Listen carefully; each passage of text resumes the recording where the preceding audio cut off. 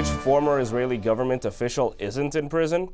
Celebrating a military hero to both the U.S. and Israel, getting jazzy with Woody Allen, and more of the Jewish news that's changing your world right now in this episode of the Week in Review. Hello, and welcome to the Jewish Channel's Week in Review. I'm Stephen I. Weiss. Israel will be a rare exception among democracies soon, with a former head of state in prison. Former Prime Minister Ehud Olmert was sentenced to 6 years in prison on Tuesday. Olmert becomes the first prime minister in Israel's history to be imprisoned. He's also extremely rare as a former head of state from any liberal democracy to end up in prison. Former Italian Prime Minister Silvio Berlusconi was initially sentenced to 4 years in prison, but his sentence was commuted to community service. Between 1990 and 2009, 67 former heads of state had been legitimately prosecuted for serious human rights or financial crimes, according to a recent study. But the prominent cases discussed in that study were mostly relating to former dictators like Slobodan Milosevic, Charles Taylor, and Saddam Hussein. There is one former head of state of a democracy who provides something of a precedent for Olmert, but even he was found to have committed far worse crimes. Peru's Alberto Fujimori was sentenced to 25 years in prison for his involvement in a campaign of killings and kidnappings by Peruvian gangs. Olmert's crimes didn't occur during his time as prime minister. He was mayor of Jerusalem and then a government minister when he accepted $150,000 in bribes on the Holy Land real estate development project.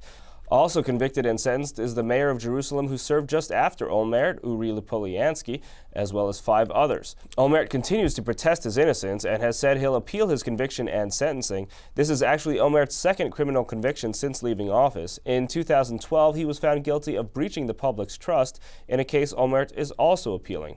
Between Lupoliansky, Olmert, and the also imprisoned former president of Israel, Moshe Katsav, Israel is developing a large shadow government of sorts within the nation's penal system. And such a shadow government would have a good shot at a defense department too, as this week saw the arrest of an arms dealer at Ben Gurion Airport, allegedly for seeking to ship equipment to Iran. Israeli Hasidic arms dealer Eli Cohen was arrested Monday, allegedly as he was trying to flee the country to escape arrest. Interestingly, Cohen's indictment is actually here in the United States, where he is expected to stand trial for allegedly selling weapons and parts for fighter jets to Iran. The U.S. is seeking Cohen's extradition from Israel. Cohen has served a previous prison term here. But someone who won't be doing any time in prison is a Jewish day school teacher and rabbi who pleaded guilty to sex offenses involving a minor, even as the man continued to proclaim his innocence before the sentencing judge. Rabbi Jordan Yaakov Murray was a teacher at the Torah Day School in Seattle from 2011 until he was arrested in May of last year. At his sentencing after pleading guilty last month, Murray's judge suspended the nearly 2-year sentence associated with his crimes and instead sentenced Murray to 36 months of GPS-monitored home supervision and probation, and required him to register as a sex offender for 10 years. Murray also may not have unsupervised contact with any minors, including his 4 children, unless and until a court-ordered evaluation for sexual deviancy determines that he is not a threat to their safety. But moving on to a member of the Jewish community who's considered with great honor here in the United States, Army Colonel Mickey Marcus was one of those who parachuted into Normandy during the D-Day invasion when he was fully 40 years old. He'd already served prominently in the armed services beforehand and would go on to more distinguished service, but it was his work on behalf of the Israeli military that made him the subject of a Hollywood movie, Cast a Giant Shadow, in which he was portrayed by Kirk Douglas. Marcus was recently honored at his alma mater of West Point, and Christian Needon was there. His name was Mickey, but he fought like David. This was Mickey Marcus. This is how most Americans who know of Colonel David Mickey Marcus picture him. Kirk Douglas in the 1966 film Cast a Giant Shadow. The film was a passion project for Douglas, and he recruited a star-studded cast that included John Wayne, Yul Brynner, Frank Sinatra, and Angie Dickinson to help tell the story of the State of Israel's first general, an American who gave up his U.S. Army commission to fight for a Jewish homeland in 1948, and whose death by friendly fire in June of that year has not diminished a long legacy that is commemorated to this day. The Jewish Channel recently journeyed to one of those commemorations, a memorial service held at the U.S. Military Academy at West Point, from which Marcus graduated in 1924 and where he is now buried. Among those who spoke at the service was Jewish Colonel Glenn Goldman. Mickey Marcus is, in my opinion, an incredible role model of what it means to be a soldier, a mensch, if you will. The example Marcus set with his American career before his Israeli service is also a source of inspiration for West Point Dean of the Academic Board, Brigadier General Timothy Traynor. Mickey Marcus, what's so special about him as a West Point graduate is that he was a servant of both the Army and the nation, and two nations and two armies when you think about it. And that's what West Point graduates, they are called to serve throughout their lifetime. Throughout a lifetime of service to the Army, but at some point, that service is going to end in the Army, and we ask them to continue to serve the nation. Marcus served as an assistant U.S. attorney in New York City during the 1930s, and later as commissioner of New York City's Department of Corrections. During World War II, Marcus served various posts in the Army and as part of the D-Day invasion force, joining paratroopers who jumped into France, despite having no prior parachute training. Just another example of the daring character that prompted David Ben-Gurion to approach Marcus for a leadership role in the Israeli army, according to American Veterans of Israel Legacy Corporation President Jeffrey Margolis. And his nom de guerre, his name in war, was Aluf Stone. Aluf means general in Hebrew, and stone was, I guess, what they felt about him, that he was made of stone. He was so strong. Great-grandniece Lalit Marcus attended the West Point Memorial and talked about Mickey's status within his extended family. So when I was a kid, I felt the way about Uncle Mickey that some people feel about Elijah at Pesach. You know, he was this mythical figure in our family. We talked about him all the time. I think the part that I didn't understand is that I didn't realize other people thought he was famous. You know, I grew up in an area where there weren't other Jewish kids. There wasn't a big Jewish community. And it wasn't until I got older and I went to Israel for the first time when I was on Birthright, I found out all these other people had heard of my Uncle Mickey, and he really was as famous as everybody said he was. To see and hear more about the memorial service for Colonel David Mickey Marcus, please tune in to the full broadcast edition of the Week in Review. Thank you, Christian. While there are ever fewer survivors of the Holocaust around today, those who are still with us persevere in many ways. Meredith Gansman reports on one survivor pursuing life as a jazz musician, a career that includes playing alongside Woody Allen. Controversy has surrounded Woody Allen recently, but not for Simon Granofsky. I like Woody Allen. I like his films. For me, it's a genius of cinema. I like his jazz. Last month, Granofsky, a piano player and Holocaust survivor and educator, was invited to play jazz with Allen for a one-night-only performance at New York's Carlisle Hotel. Invited on the stage, I say to the musician and to Woody Allen, "Hello." I take the piano. It was fabulous. Allen's friend, playwright David Mamet, had read about Granofsky's admiration for Allen in a Wall Street Journal profile about Granofsky's story of survival. Mamet became a musical matchmaker, bringing Allen and Granofsky together. A night like this, Granofsky recalls in wonder. My life is only miracles. And his gift for music is another example of the miracles of his life. I've never learned music. I cannot read a note.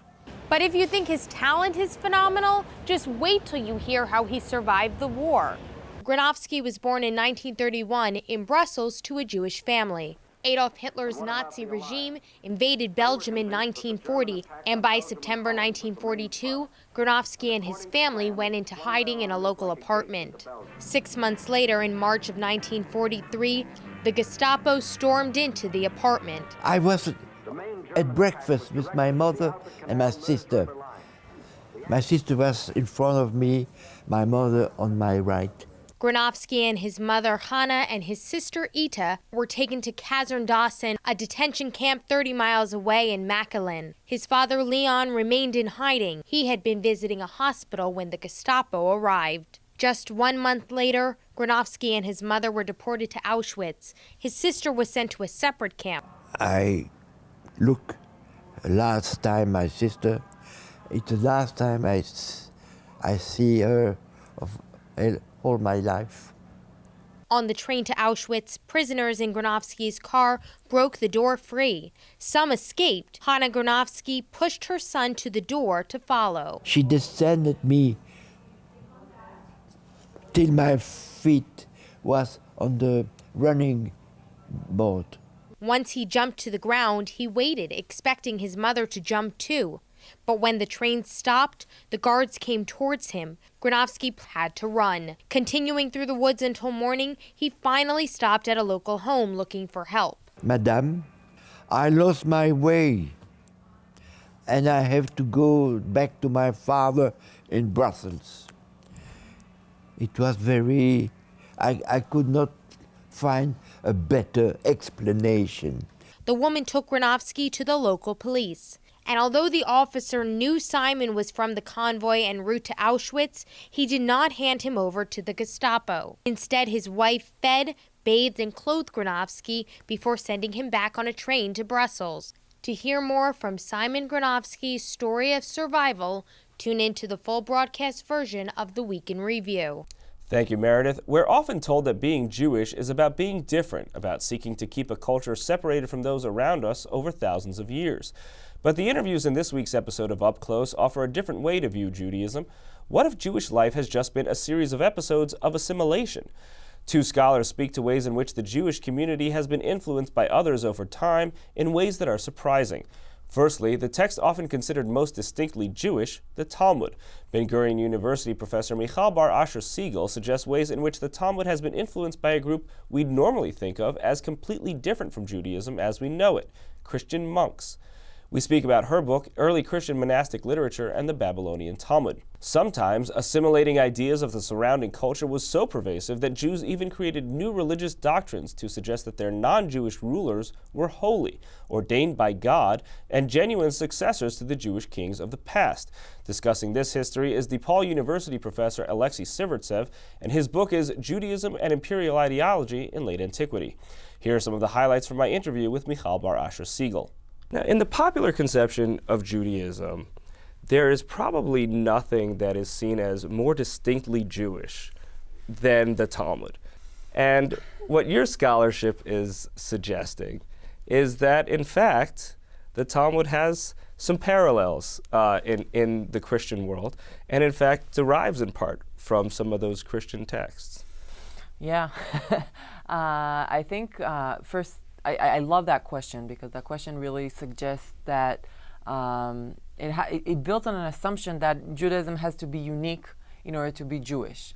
I think the more we learn about Jewish history in all, from ancient history to current history, we learn that being unique doesn't actually mean being Jewish. You can be Jewish by the way you construct your religion, from looking at the religion around you, the historical context, choosing what to evolve, choosing what to change. You build your religion and your text in dialogue and in connection to what's around you. So the Talmud is definitely ours, so quote, yeah, but it was evolved and it was created in light of what's happening around. And I think actually it doesn't diminish from its uniqueness, it actually increases it, because we learn how the Jewish response to the world that they lived in was unique in its own way. And what's particularly curious is that at the same time as the Talmud is often seen as this uniquely Jewish thing, perhaps there is nothing more especially not Jewish than Christian monks or the monkish life, right? And your book is a suggestion that there's quite a lot in the Babylonian Talmud that comes from this tradition of Christian monks. I think when people looked at Jews and Christians and Jewish-Christian interaction in the first century CEs, the question was usually centered around either how do we argue with them, what kind of polemic do we find in Jewish texts or Christian texts against the Jews or against the Christians. But if we take the monastic literature of the monks, of the early monks, and we look at this entire literature that revolves around questions of spirituality, repentance, asceticism, prayer, and when we look at Jewish literature dealing with these questions, and not questions of whether Jesus was God or not, but how does one repent? How does one pray? Then, if you look at those kind of questions, and there you look for the interaction between Jews and Christians, all of a sudden the picture looks very different. All of a sudden we see more than just polemic. We all of a sudden see a conversation. We see similar way of looking at things, and sometimes different ways of looking at things. You can see the full episode of Up Close on the Jewish channel on cable. You can also listen to the full audio of Up Close as a podcast, available on iTunes or in your favorite podcast player. That's all for this week. From all of us here at the Jewish channel, be well. Jewish channel is available on cable. Time Warner Cable Channel 528, IO Optimum Channel 505, RCN Channel 268, Bright House Channel 330, Verizon Fios Channel 900, Cox Cable Channel 1, Frontier Communications, and on Comcast in the on-demand menu under Premium Channels. For more information, visit tjctv.com.